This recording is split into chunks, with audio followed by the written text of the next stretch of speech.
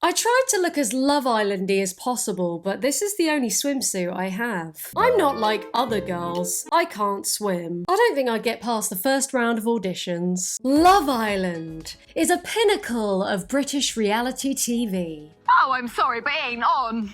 No, it's not on. No. It's brought us iconic moments. Get over it, hon. I'm not your hon. I don't want you to be me hon, that's the whole point of it. It provokes political discourse. At the beginning, it's better to go halves because you don't know how it's going to pan out. I'd feel almost emasculated if a girl played. You're a feminist, aren't you? Shouldn't we all be feminists?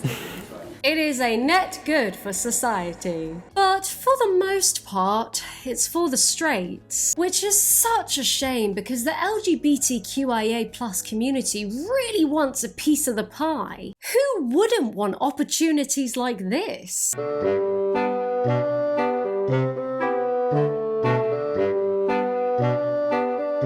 Ugh. Influencers have no shame. Sponsorship.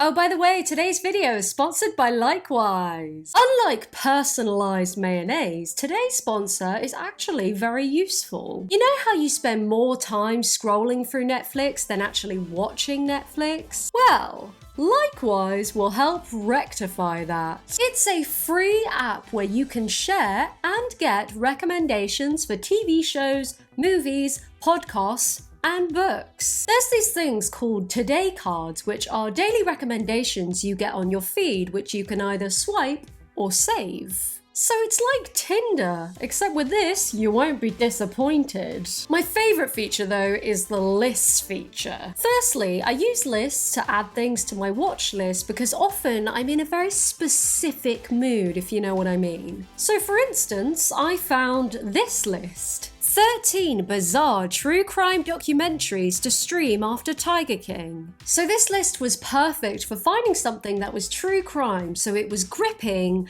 but bizarre enough that it wasn't just really dark and depressing. So it recommended Sour Grapes on Netflix, which was super gripping whilst also being absurd enough that I didn't feel really deflated after watching. And because I love making lists, I've already made a bunch of them to recommend you all things to watch. So, for example, shows that are the perfect balance between dark and funny. Not a very succinct title, but I curated a list of shows to watch when you want something that isn't totally vapid, you know, to stimulate your brain a bit, but it isn't super heavy. I've made a bunch of other lists to fit different moods because I watch a lot of TV. So make sure to join Likewise to check those out. Connect with me by going to onlikewise.com/Mooknee. Give me a follow at Tara Mooknee and share with me your recommendations. And remember, this app is 100% free, unlike mayonnaise. So now that Love Island 2021 has finished with its rightful winners... Oh, wait, they didn't? Remember that? Yeah. Trash. Okay, I redact that statement. Now that that's over, I want to weigh in on the discussion around whether Love Island should steer queer. And my answer is no. The straights can keep it. Before I go into detail for why I have this potentially unpopular opinion, let me just quickly introduce myself. My name is Tara Mooknee, and this is the only channel on YouTube where all videos are written and produced by a cow. She couldn't be in the video today because she's still upset that her favourite couple didn't win. And she's trotted off in a huff. Or in a moo. But if you like and subscribe, she might appear in the next video. Oh, also, disclaimer. I'm mostly going to be talking about UK Love Island. Because A, this version seems to be the most discussed online. B, it gets the most viewers per episode. And C, it is the original version of the show, so I think it's the most representative of Love Island as a show. Now, flashback to June 2021. ITV's commissioner Amanda Stavrey did an interview with RadioTimes.com to set the record straight on rumours that Love Island was going to be a bit less straight. Here's what she said. It goes without saying that we want to encourage greater inclusivity and diversity. In terms of gay islanders, I think the main challenge is regarding the format of Love Island. There's a sort of logistical difficulty because although Love Islanders don't have to be 100% straight, the format must sort of give the islanders an equal choice when coupling up. We're always very mindful of diversity and inclusion, and hopefully you'll see that when we announce the lineup. So that's what she said, and some people, particularly queer people, weren't very impressed. And after the show wrapped up in late August, ITV Managing Director Kevin Lygo doubled down on this stance with this statement at the Edinburgh TV Festival. Love Island is a particular thing. It's about boys and girls coupling up. So if you want to do it as a gay version or you want to widen it, it is discussed, and we haven't yet found a way that would make it suitable for that show. And it was the second statement that sparked the most recent discussion surrounding this. And let me make it clear, there wasn't tons of outrage and people weren't calling to cancel Love Island. This isn't a big deal. I think most people have more important things on their mind than this. But I just find it interesting that queer people want to be represented by a show like Love Island. It did baffle me at first, but I did find an article that made some compelling arguments. The mixing of queer and straight people is part of normal life. Keeping these communities separate, as if adding a drop of queerness into a bowl of straight stock would fundamentally damage the purity of the soup, feels like new age segregation. And that's a good point. With younger millennials and Gen Z, fewer young people are identifying as straight than ever. A fair few people don't even label themselves anymore. So if you're at a party or in the club, it's not as much the case now that you'd go, so there's 14 girls and only 8 guys. Well, that's it, ladies, let's go home. There's not enough to go round. No, likelihood is that at least a few people there will be bi, pan. So the gender ratio is a moot point. The point I'm making is that dating culture is changing. That being said, I acknowledge that I personally live in a bit of a progressive queer bubble. Most of my friends are LGBT, and I don't know if the rest of Love Island viewers would relate to that. Some sure do, but there's a fair few that don't. And the appeal of Love Island is how simple and straightforward it is. The only goal is to couple up.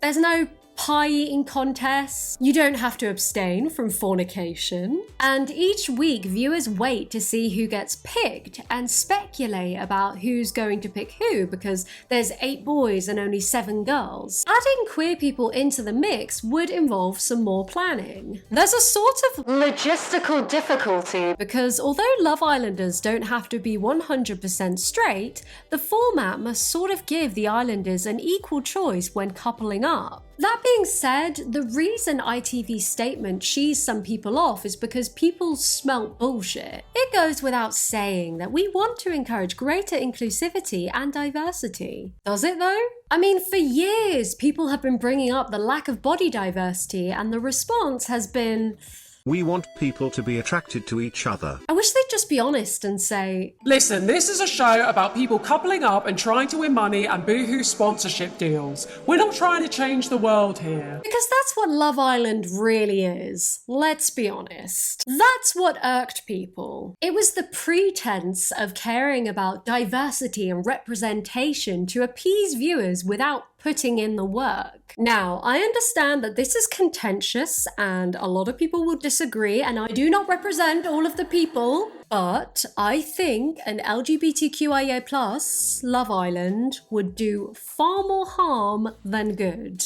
If Love Island were to represent the gays, do you really trust them to get it right? I had my friend Bex on the podcast. Plug, I have a podcast called Grazing Hell, go check it out. And check out her music, she's a songwriter. And she made a great point as a queer person, that when you watch regular Love Island, the ridiculousness of it doesn't really hurt straight people, right? People don't watch it and go, oh, all straight people are like this. Well, some people do, but they're queers and they're saying it in jest. Whereas if you are someone who doesn't know any openly queer people and you watch Gay Love Island, you aren't gonna get an accurate or flattering portrayal. I understand that representation is important and ITV is a huge network and that exposure would be hugely impactful. But personally, I prefer to see queer representation by queer writers, queer producers,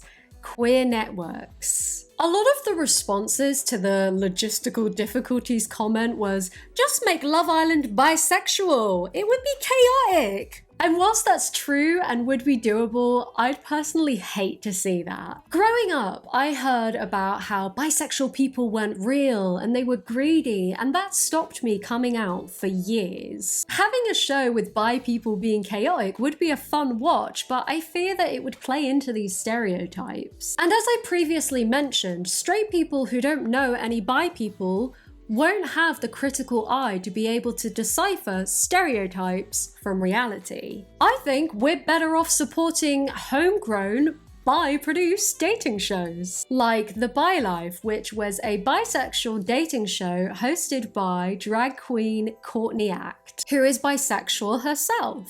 And that translated to the show. There was a huge sense of bi pride. And it wasn't just some gimmick to pull in queer viewers. It genuinely felt like the mission behind the show was to represent bisexual people. And you can see this from the fact that they handle the issues bisexual people face head on. Whereas in Love Island, I feel like a queer version would be through a heterosexual lens. Cassie. I did not see this coming. This is incredible. And there have been instances with bisexual people pairing up. There were 2 women who paired up in season 2. It hasn't happened since on the UK version, and it's worth mentioning that this scenario wasn't handled in the best way. Allegedly, the late Sophie Graydon was pressured to kiss Katie Salmon in order to appease LGBT viewers. Tom Powell, Katie's ex and another contestant on season 2, told the Gay Times, "When I left, Katie Salmon got voted in, who is bisexual. They knew Sophie was bisexual, so they went out on a date, and the 2 producers that were the date producers were there. They convinced Sophie that it would be great for the gay community, for the LGBT community, if they kissed. Sophie didn't want to kiss Katie. Katie even told me this afterwards, that Sophie said no, but they convinced her to do it. The producers wanted the kiss to appeal to the LGBT community. Sophie didn't want to kiss on screen." I want to stress that this is alleged.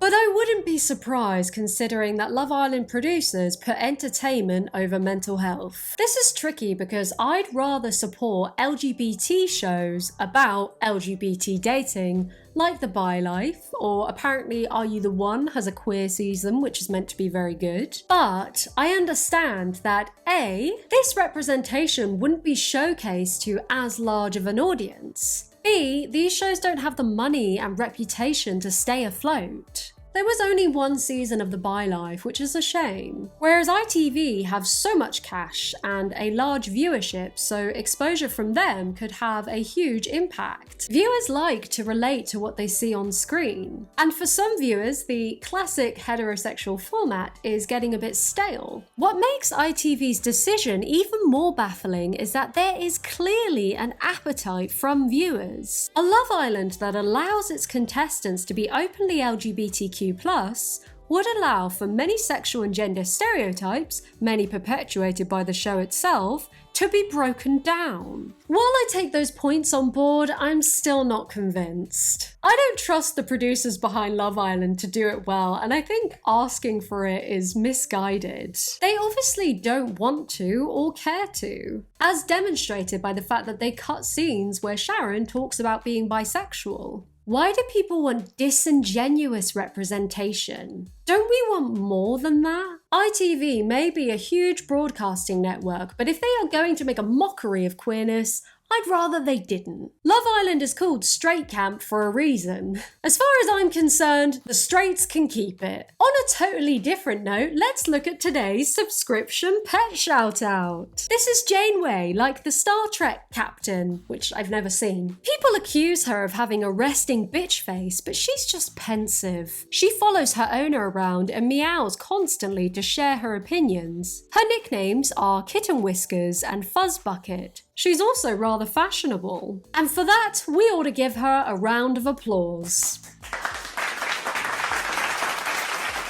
If you liked this video, make sure to give it a like because one like equals one bisexual dating show coming out. No pun intended. And if you're not yet subscribed, make sure you do subscribe because when you subscribe, you become a little subscription. And when you become a little subscription, I will keep you underneath my pillow with the rest of my little subscriptions. Thank you for watching. Make sure to check out Likewise by using the link on likewise.com/Mooknee. And I'll see you in the next one. Bye-bye.